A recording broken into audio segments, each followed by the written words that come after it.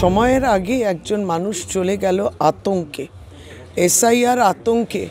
সমস্ত কাগজ তার হাতে রয়েছে, যে কাগজ আপনার আমার সাধারণভাবে সকলের কাছে আছে, কিন্তু আতঙ্ক, এত বিজেপির এই সমস্ত জ্বালানি বক্তব্য, একে বাদ দেব তাকে বাদ দেব, এই করতে গিয়ে কি এই ভীত সন্ত্রস্ত হয়ে কাকলি এইরকম একটা পদক্ষেপ নিল।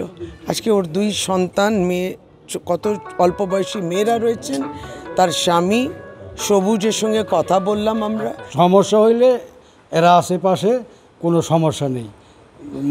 মমতা ব্যানার্জি উনিও সাহস দিছে, অভিষেক এরাও বলছে যে পাশে আছি এবং থাকবো, এবং এইটা নিয়ে যেন অন্য কারো পরিবারে যেন এরকম না ঘটে, এরকম কিছু কথা আপনারা বললেন।